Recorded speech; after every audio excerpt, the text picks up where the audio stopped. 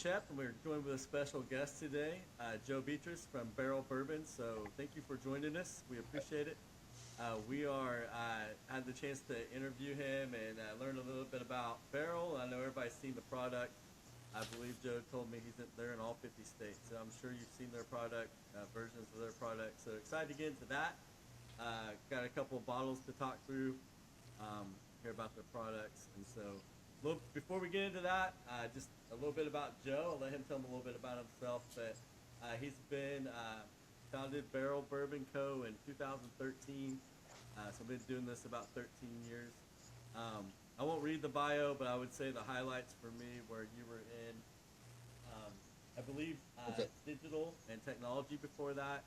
And then you took a unique spin back in 2013. That's not as unique now, maybe, but took the NDP blending and didn't want to be your own distiller, but wanted to be able to take products from other people or other distilleries and blend those and make those your own. And obviously that's worked out very well for you. So if you just want to talk about that a little bit, what made you go down that route, that'd be great. Okay, so in around 2012, I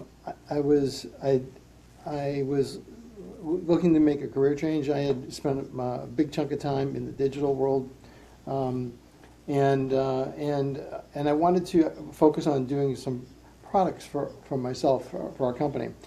And this is a true story. My wife and I were actually at a distillery in upstate New York, and I was standing there and had this moment. It was similar to the moment I had when I knew I wanted to do something on the internet, where I was like, we can do this.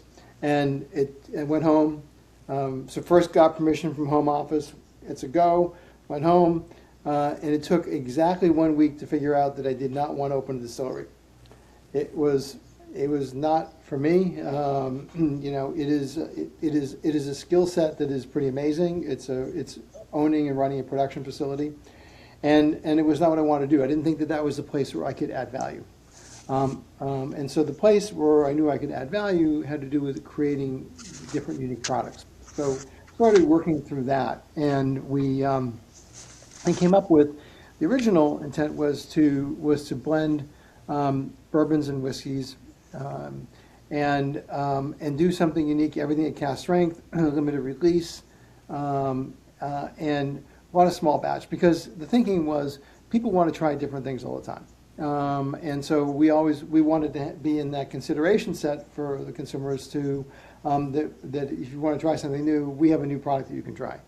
Having said that, we also have some ongoing evergreen products that are available on an ongoing basis. So that's what started it out, and blended the first batch. And it took exactly 1 year between the concept and when we started selling. And it was mainly my family and myself, until Trip came along, and we, in a snowy January, packed up my car with some product, went and visited stores, and opened the first 100 accounts in New York, New Jersey, Connecticut, and the rest is history. The first account I went into, they bought 5 cases, and I'm like, hey, this can't be that hard, and it's hard.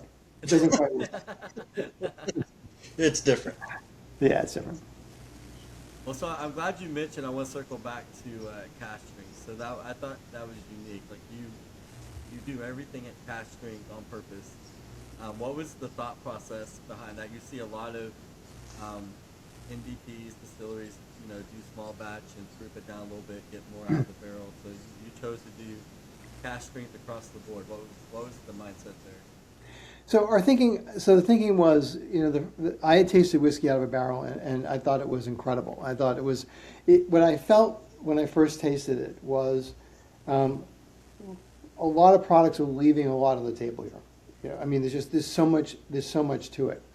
And so in our model, we decided to create our products at price points that allowed us to be able to keep the prices constant and not have to cut anything out of the product cost of goods.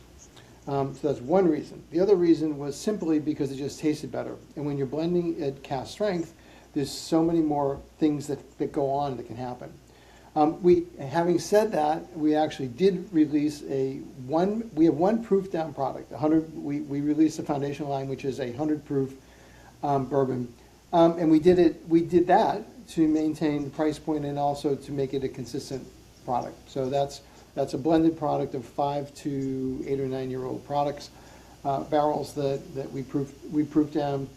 We get it to 100 proof, and it's not, we don't do a blend and then add water. We actually proof down certain of the components of the blend until we get the right balance, because we wanted to have you have that experience. So one of the, and the final part about cask strength is, one of the real benefits of it and of the blends that we put together is that we're looking to create a product that gives you something at every point of interaction with you. The nose, the color, the mid palate, your back palate when it's finished. So if you taste our products, you'll see a lot of layered nuance elements to it, and that's sort of our signature. And I agree with that. So speaking of that, I think we're going to get into a product here. I think if we can, we'll start with the cask green triple oak. You're talking about its Vantage. Vantage triple yeah. oak. Correct. On the shelf, you'll see Vantage Triple Oak, and some of the older labels on the front, you'll see the 3 different finishes right on the front. We moved it to the back because it telegraphed more when you have it says Triple Oak finish. Love this product. This is one of our ongoing releases. It's won lots of awards. So this is part of. About 8 or 9 years ago, we started experimenting with toasted barrels, and our experimentation is in the many hundreds of different types of combinations. So we look at barrels that are kiln dried wood, air dried wood, 2-year dried, 3-year dried. We play around with different toast levels, from light toast to super heavy toast. And then what we've done is, and we played with different woods, French, Hungarian, American oak, Amburana. And so what we've done is we put whiskey, various kinds of whiskey in those barrels, different ages, different mash bills. Some of them are blends, some are not. So we have a very, very large database information set of barrels that are essentially, we call them ingredients. They're barrels of whiskey. But each one of them has something really unique to offer, and so then we start. That's the basis of how we start blending. So this particular one is one of my favorites. So it's a combination of Mizunara, and if you don't know, it's a Japanese oak. It's a very tricky wood to work with, and the barrels are really expensive because the tree is a very twisted tree, and it's tough to get a whole stave out of. The wood is scarce, and so it's at a premium. Then we also have excuse me, French oak, toasted French oak, and American toasted oak. So those, as well as non-toasted bourbon in the blend. So it's a very complex blend. It's 7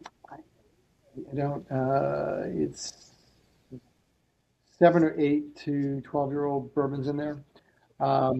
And so this is just, I love this one because this is like such a high expression of a toasted oak bourbon. So I get a toasted, like right off the bat.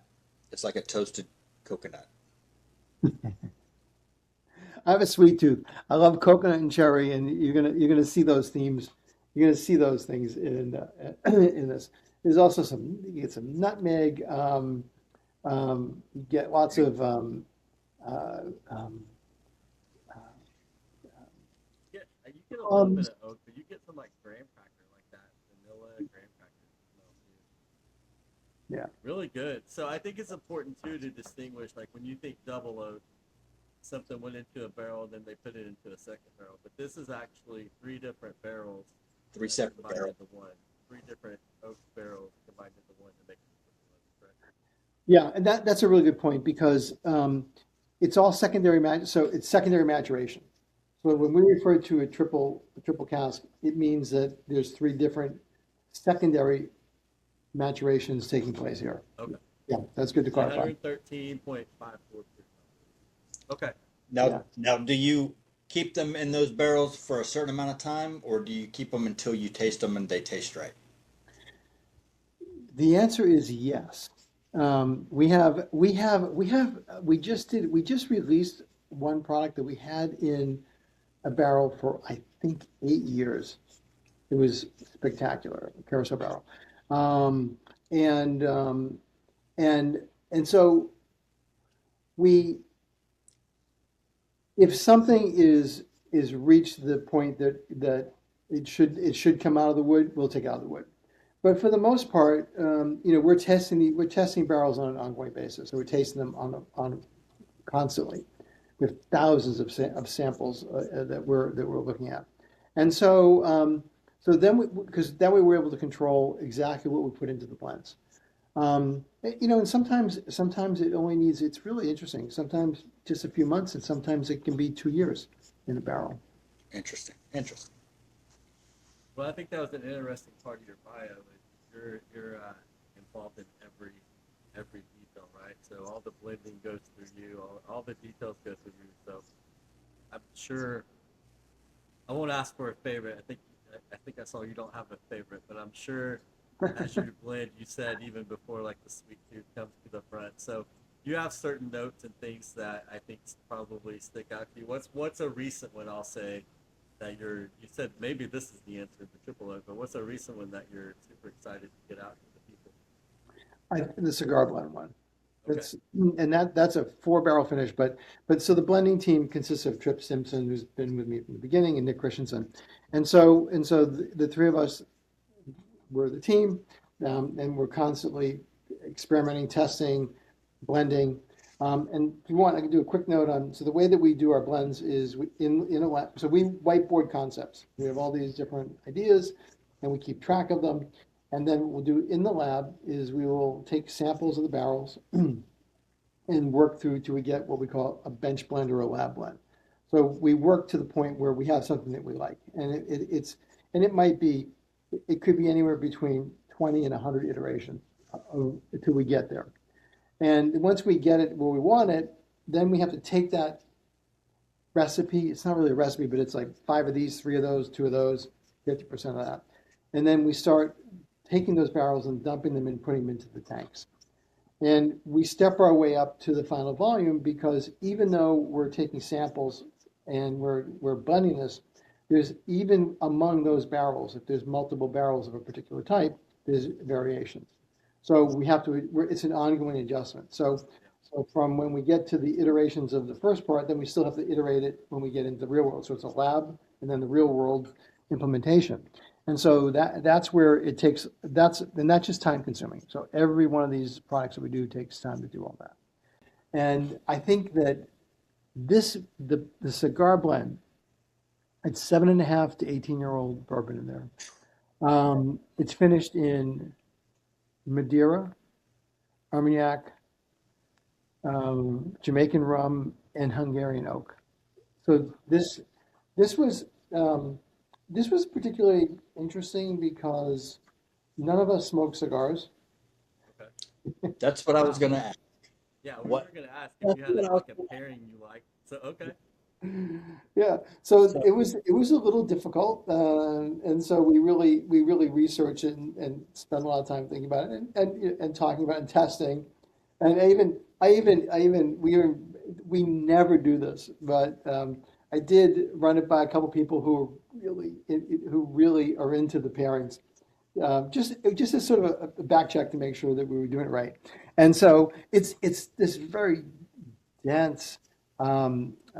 But not overbearing, not heavy, because you don't want to. I wanted to find that balance of one temptation would be you overblend it and with too much flavor because it's got to stand up to the cigars, but that's not our philosophy. We're really trying to get to this threshold level where it's just the right balance. And a lot of times when you're tasting our products, intentionally you won't taste the finishing cask.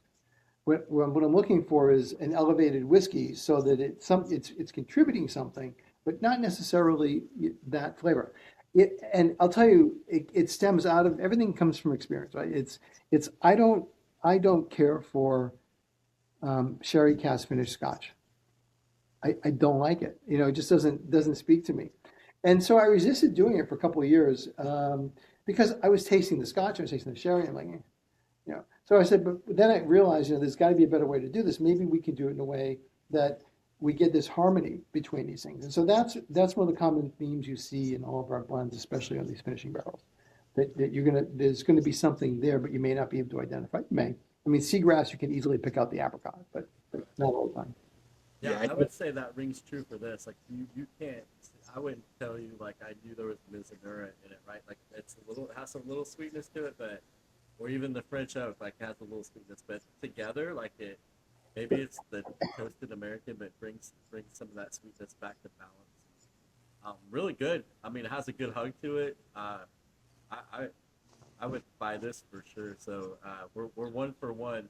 One for one, yes. Yeah. One So for one. You're really getting the appreciate. Yeah. walnut. You're getting the walnut notes in there. That was one of the things that really spoke to me. It's in there, and then it also it tastes a little bit like sourdough. Like there's so many things in this, Honey, I get honey.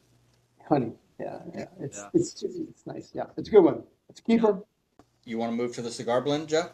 Yeah, I was gonna save it, but now I think we should talk about it because Well, we I'll just start I'll tell talking you about this. it. And I went to Total Wine today to go grab one. All out of stock. I cannot find one to save my life. They are out of stock all the time. well, I'll tell you. Go ahead. I was just gonna say it wasn't in Oklahoma that I knew of, but I reached out to a local store and told him how good it was, and it's in stock at the wine rack now if you're And around here. So this has already paid off for Oklahoma. It's now in stock in town. Yeah, I think so. We work with Total. We're in most. I think we're in all the Total locations in various states. And the way that it works, Total is they taste and then they actually buy for their particular market. So some of our products go in all the stores. Some of them go in. They have some kind of a model that they use to really, figure that out. what about But EBC? I think that they're reordering some of them. I mean, Yeah. I think we may even have some online left. We'd have to check and see. But it was. I mean, this thing sold like crazy. So we'll probably, um, you know, uh, we will probably do another release. It will be different, but it will have the same. It will be the same concept, but it'll be a different execution of it. That tends, if you think about the way we do our batches, that's really what we do there, our batch. Now, are you going to label them as batch one and batch two? And Um, uh, Probably. There'll be some indicator. The proof will be different. okay, Without a doubt, it'll be different. But I think that we will probably, it's hard to know, hard to predict which ones become a series, but if this is going to become a series, we'll definitely make an indicator on there. Sometimes we put Easter eggs on our bottles so we can tell, like in the details, like a number. Oh, nice. good. That's good to know. Makes me want to figure things out. So okay, so while we're letting this one set for a second, you mentioned series. I want to circle back to or talk about your seagrass and your dovetail and just how different I'll call them levels or tiers. You have a core and a gray and a gold. And I was just curious about what differentiates the three and what someone could expect and why they should like in the different tiers. Okay. So as part of the ongoing releases, there's Vantage, Dovetail, and Seagrass. Those are one's a bourbon, a whiskey, and a rye, and those are products that we have available. It's fairly well distributed, and they're generally always around in some form. The retail whiskey market is difficult because they're moving things in and out all the time. But for the most part, those are constant products. Seagrass has turned out to be our most popular product of everything that we do. Excuse me. Seagrass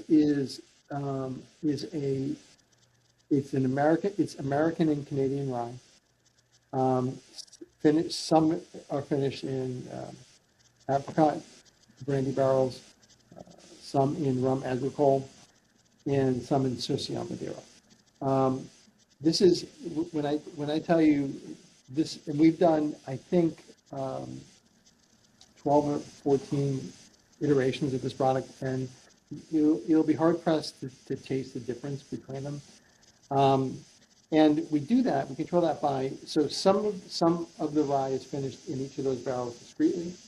Some of the ryes are blended together, not all of them, and then put in some of those barrels.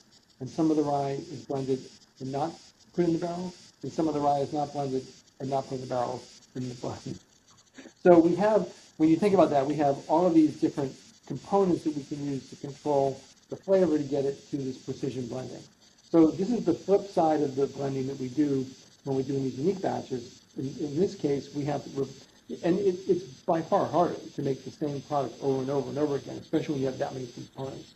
But this is one, and it is just it's a very unique product. It's something that when you taste seagrass, it's unlike everything else. As is dovetail. It's unlike any other product that's out there. But they're Would you consider those your core? Is that your core? Yeah, that in the batch. So, I mean, it's very difficult when we talk about our portfolio, and I'll talk about the levels in 1 second. So we have batches ongoing. We have the way we look at it is we have core releases, we have seasonal releases, and we have sort of the higher end ones.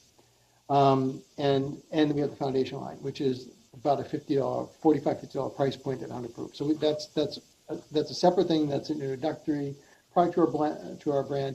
It's a great everyday product. It has all the elements of our regular products, but it's just proofed down a little bit.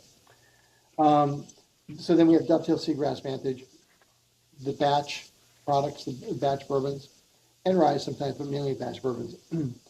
And then we have our gray and red label, which is essentially replaced our gray and gold label. We're just evolving the labeling process. So what you were referring to was with seagrass, we have the regular seagrass, and then we have a gray and a gold version of it. And those were really, and the reason that the price point is higher is simply because of what's in it. I mean, they're more elevated in terms of the experience. A lot of times it's a much older product in there, and different percentages of older product in there. So it's just, we tend to be like Costco, where we have a margin. But at the same time, we're not, it relates, our price point tiers relate to the ingredients or the products we put into the barrels we put into. All right. Okay, so let's get back to the cigar blends. You're not a cigar smoker. What were you looking for this?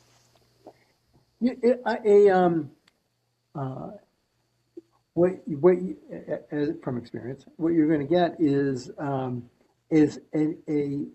really beautiful harmony of all these flavors in there.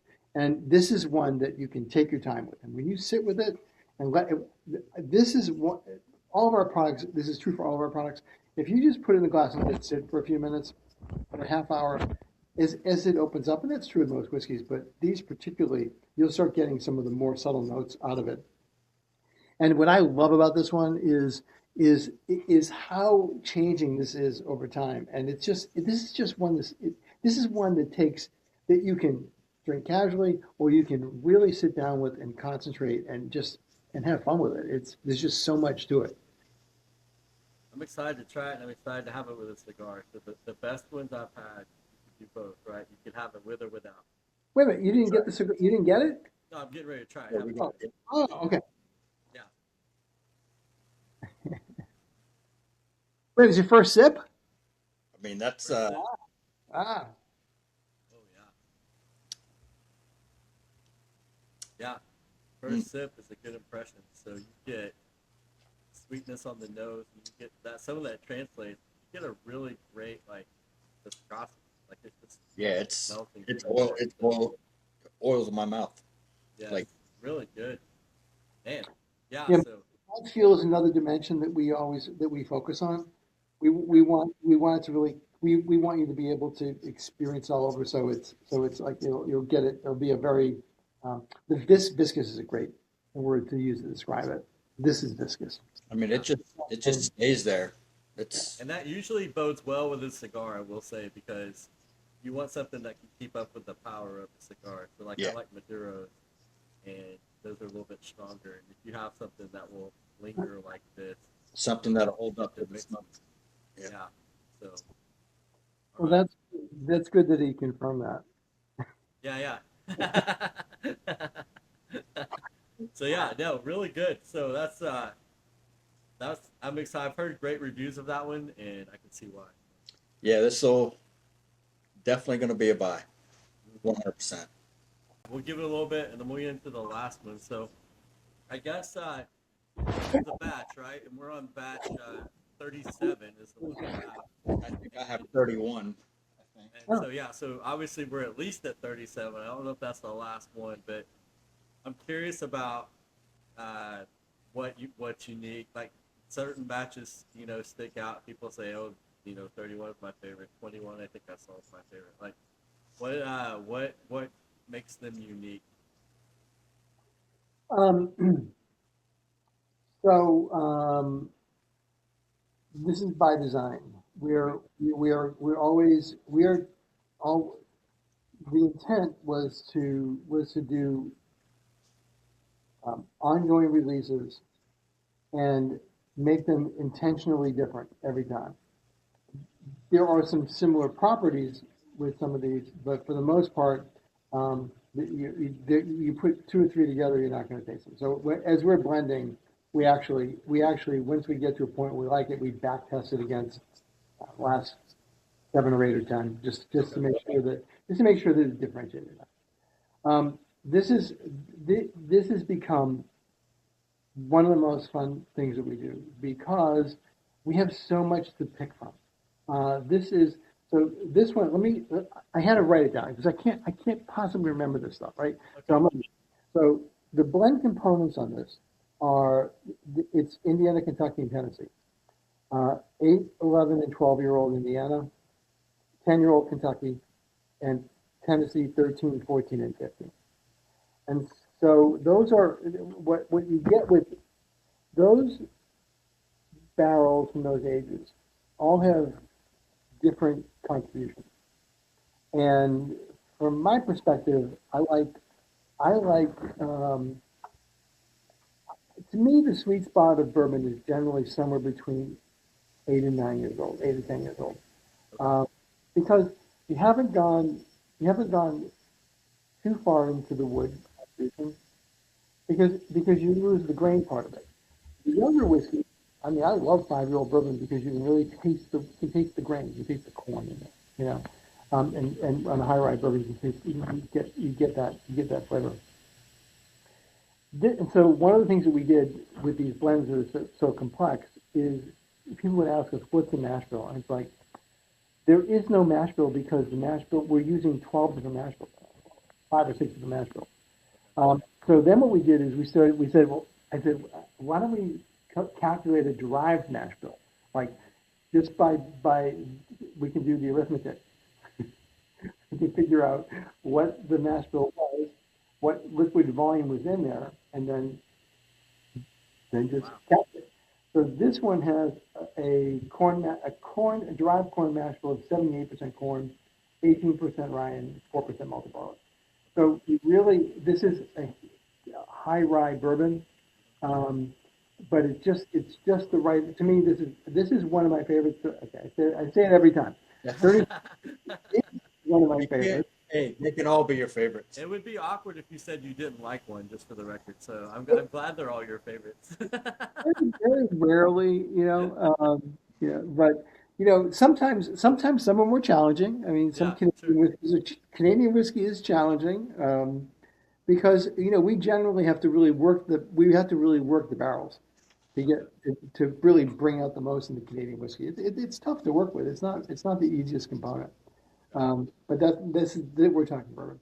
So anyway, this one was really this was really one of the ones I really liked.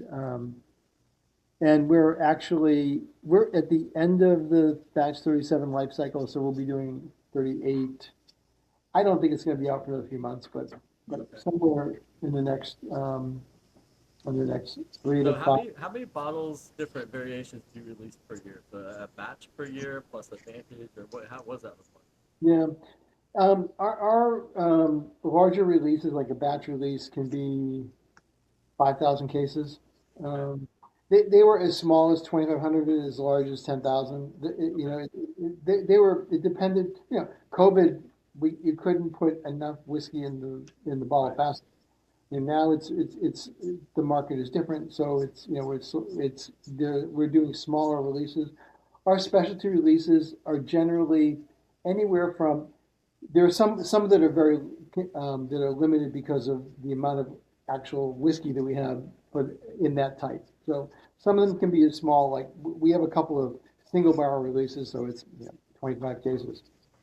But in general, it's somewhere between 200 and 1,800 cases, 2,000 Okay. on those releases.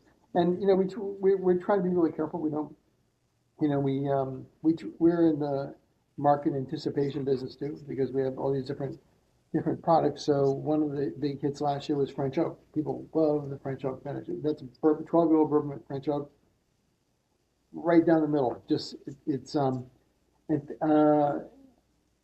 that did. I mean, we win a lot of awards. I know Fred picked. This is somewhere in the, I don't know, it was 10 or 12 in his 100 whiskeys. It's somewhere in there, Fred Minnick. But that's one that one's a real keeper. I love that one. Like for example, now I have to refer to my other notes. We just did it was an online only 18-year-old whiskey finished in orange curacao barrels. That we had that was online only because we only had a couple barrels of that, but that was spectacular. I mean, that was a keeper. Is it all Uh, gone? Is it all yeah, gone? that one's all gone. The Okay. one that's just released is um, it's cab and Sauterne barrels. Um, whiskey. That's 18-year-old. That is whiskey wine barrel is tricky because they have different. Every type of finishing barrel is really different. Like an Armagnac cognac is different from working with a cab barrel, which has certain properties. So you have to really be careful in how much of it is being used and how long it stays in those barrels. And the Sauterne is really um, it gives it this rich lushness. It's dark and it's a good one. It's a keeper. So you have a huge playground, as you called it. It sounds like you have a lot of different tools in your tool belt. So what's one that you stay away from? Is there one that you don't like that you don't try to use? Um, Vermouth, Okay. you know, it's a little bit tricky to work with. We've experimented with it, but nothing that we wanted to do yet. Um, who knows? I mean, you Vermouth know, tends to dry me out. yeah, So yeah. Yeah, I'll tell you one story. When we were doing, it's unfortunate that really high end, like fat tired Jamaican vegetable, rum. the Dunder rum is not a bigger product because I love it. I just love the flavor of it. And so we did a release and it was so good. I said to Trip, let's just we saved some of them. We saved some of the whiskey. And this was early on, and we started whiteboarding out. I remember we came up with 20. I said, "What's the most ridiculous thing that we can do with this?" And we made 20 different things. And so we tested it. We did, and you test it by taking, a little bit of whiskey, a little bit of this, and say, well, how would this work together? Hands down, the one that won um, was Isla casks, rum with Isla casks. So we put a bunch of barrels, we put a bunch of rum, a lot of it, in Isla casks that we got. So they were Kentucky bourbon barrels that went to Scotland that after they were done, we brought them back Going back. and put rum in it. And so that was our product, Tale of Two Islands. I love that product. It's just, because it's got all the properties of the Jamaican rum with bourbon and scotch underneath it. It's good. That's a good one. And then what else we got? The Toasted Dovetail. That's another one. Oh, we did, and then we did in the late last year. We did a triple rum cask finish whiskey. That was 142 proof. That was crazy. What How about many your? different releases do you have in a year? Between somewhere around 25. Not all of those make it to the total market. Some of those we'll do for, we'll do a specific blend for Jay West or Cecile Bach or something. And they'll, it'll be one, but it's at least 25 projects. So we have a lot happening all the time. What about your 12-year? Is that online release only, or is that distributed? The French Oak? Yeah, Yeah, no, that's around. That actually, you should be able to find that one. really? Okay. You should. Let me know if you don't. Let me know if you don't. That's what I'm on the hunt for. I'm on the hunt for the cigar blend and the 12-year. So, All That's a right. that's a noble cause. That's a noble cause. That's right. So we're into batch 37, 118.4 proof. As you mentioned, a blended age 6, 8, 10, 15-year Indiana, Kentucky, Tennessee. High corn. You gave us, I think, the mash bill online. It just says high corn. And this is the latest batch for now. Yeah. I have mine poured up. You have your poured up? Poured up and ready to go. This one is got some like a deep note to it, like a thick molasses, like a really nice like I get like a not red. honey, but I get like a red like a brown sugar molasses note. Toffee. Yeah, coffee. coffee. Coffee. Yes, It's like I like that note. toffee note. There's also like one of the things that that tend to come out of whiskey is cardamom. If you really work hard at it and let it sit for a while, a lot of times you get that on the back, really, really far into it. Salted caramel. Caramel is like it's all over this one. So I get like a red fruit, like a Honeycrisp apple or something. Hmm. You're on a honey kick. Yeah, I am on a honey I kick. love that. I love caramel. If I get vanilla caramel or like that coffee, like if I get that out of something, like But look at the Viscount. Look at that. oh yeah, yes. Nice. All right. A lot of oils in that. Yeah.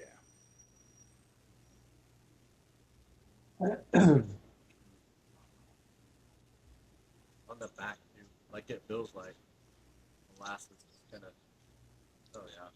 See, I get kind of. All three of these products, the similarities. I know they're all different, but they're all have a lot of oiliness and viscosity to them. Yep. They all have a really nice finish. None of them drink like super hot. They all have sweet notes. They all have oak notes. They all have like a great amount. Great. Yeah. Good balance. Really. Like I get more. I think well, maybe it's the toffee than uh, than tobacco. I was thinking tobacco, but it might be the toffee. Sometimes, a lot of times on these, you'll get saddle leather tobacco notes, and that has to do with that's sort of that's a lot of the contribution from like the 12, 14-year-olds. You can taste that. Um, yeah, I'm glad you like it. Yes. So Joe, I know you're a busy guy and you obviously are blending nonstop, but I think you get out to some different places too to do some different festivals and things. Do you have anything coming up you want people to know about?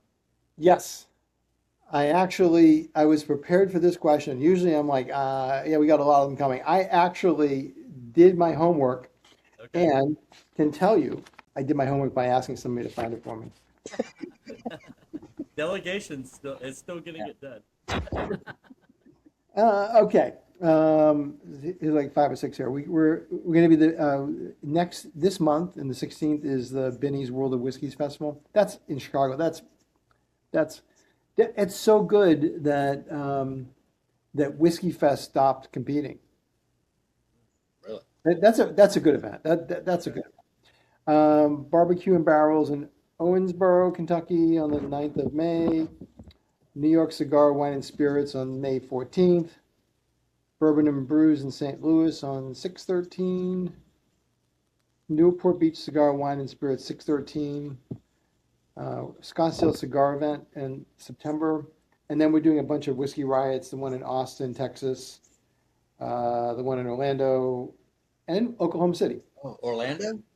Yeah, Orlando on May 9th is Orlando, and Oklahoma City is October 3rd. May 9th. And we have, I mean, I just asked, those are some of the bigger ones. We're in a lot of local market events all the time. Then just a couple more, but I want to make sure people can get your product. And so I know you're in all 50 states, but not every product's in all 50 states. And so if Hawaii is a little ways- bit sketchy. Hawaii is a little bit sketchy. We're not, Okay, so you're off like 48 to 50 states. Yeah, if people want something they can't find in the store, is there online options or Yep. what's the best way? So, we obviously can't sell direct, but if you go to our website, through the buy now, it connects to somebody who can fulfill. They fulfill, they fulfill they have it pretty well covered. So generally speaking, you can't always get everything because it's limited, but some of them are limited, but that's the best shot. Sealbach, Sealbach has a lot of product available for us, as well as J West, SharePoint. SharePoint. Okay. Oh, Sherport? Okay. SharePoint.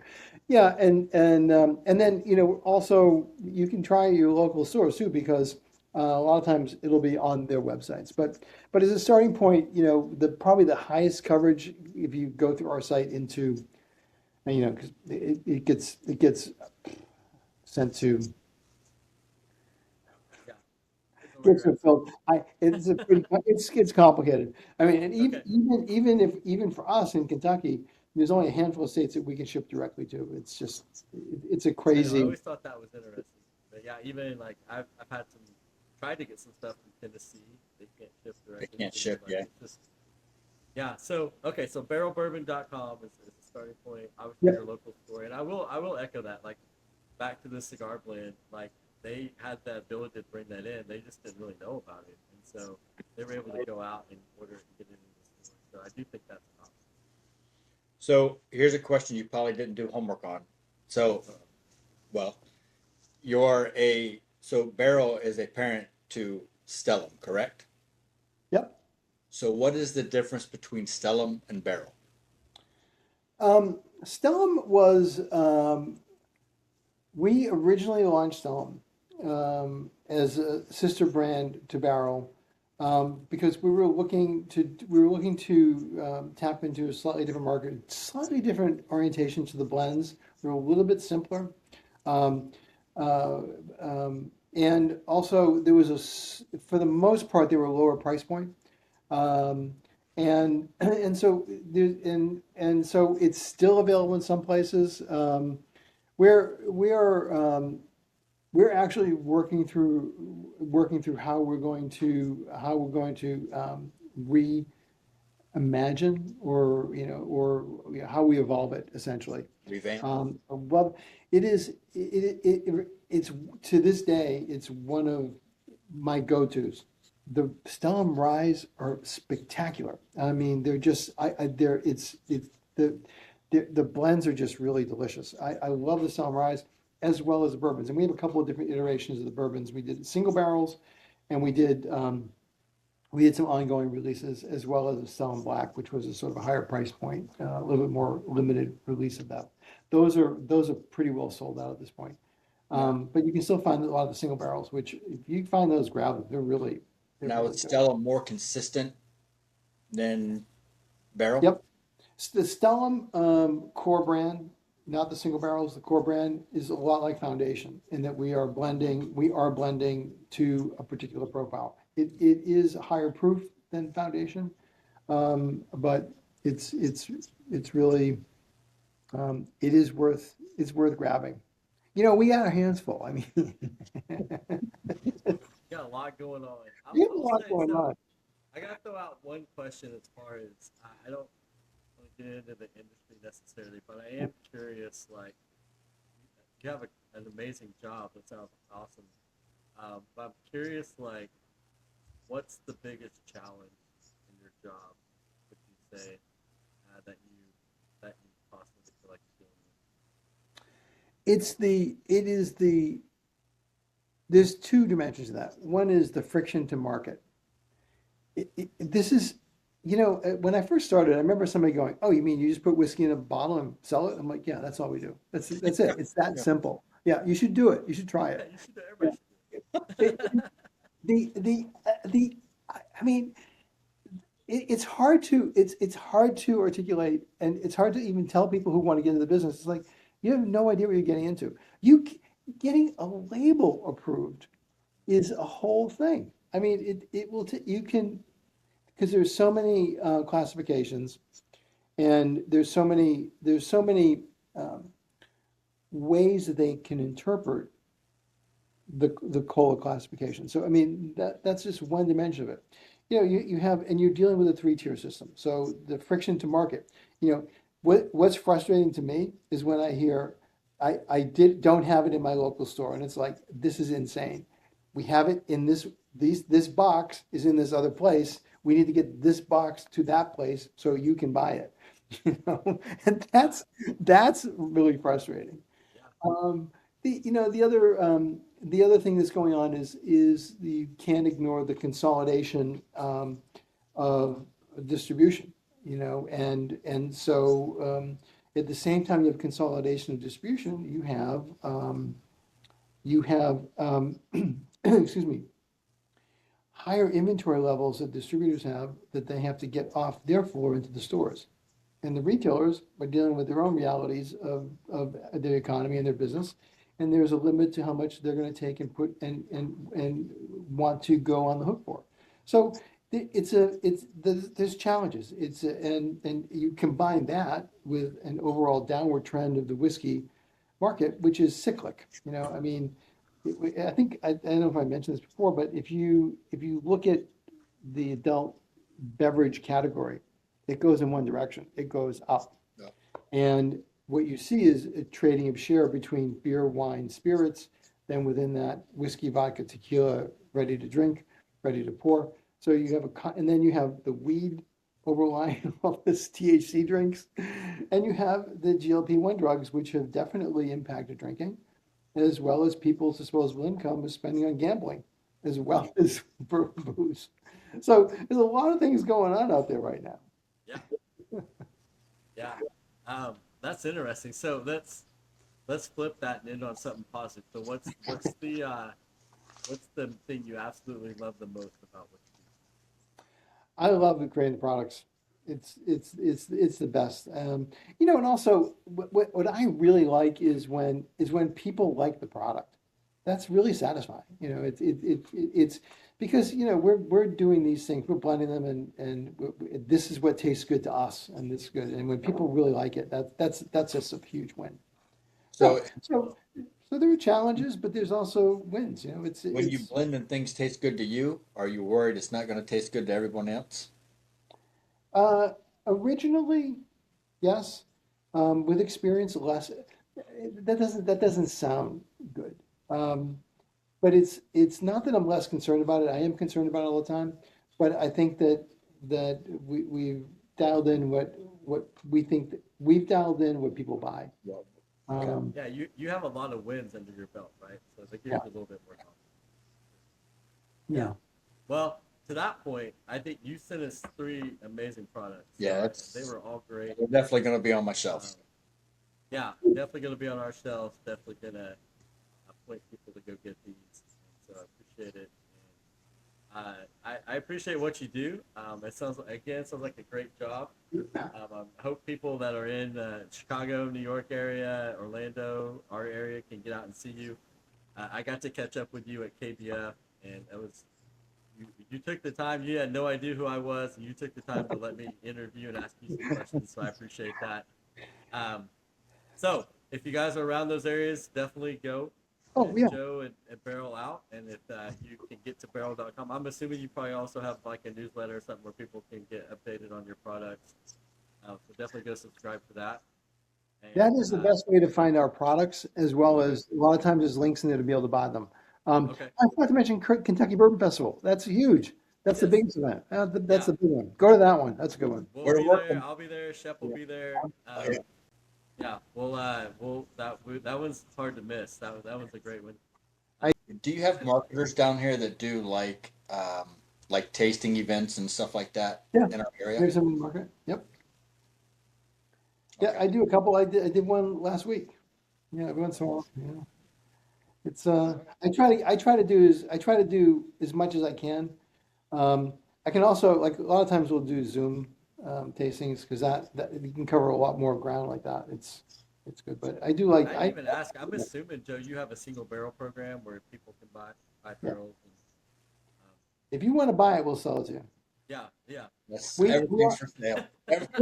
we also, I mean, we also do custom. We do custom blends for, at a Okay. certain place, a certain point. Yeah, we do. I'd be afraid of a custom blend. Don't know Why? what I'm doing. I would be afraid that you would taste it and be like, well, these guys can never work. Well, what's good is it's really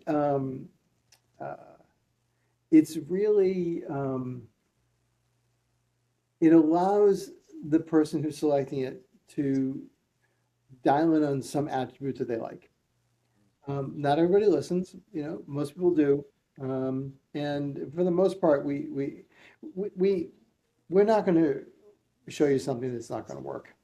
Right. Yeah. Which is nice. Okay.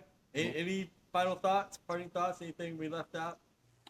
I think that for this length of time, I think that, which was relatively short, I think that you got pretty much everything, covered everything. I think you did a great job. Good. I'm not sure what else I can tell you. What else want to No. ask? No, I appreciate it. I always appreciate your time. Obviously, you're a busy guy. Appreciate the time. Excited to get Barrel out, and we're already everywhere. But just put our spin on helping you spread the word. So Thank you. Appreciate it. Thank you so much for your time. It was good to talk to you guys. Yeah, You too, absolutely. All right. Thank you very much. Thank you. We appreciate it.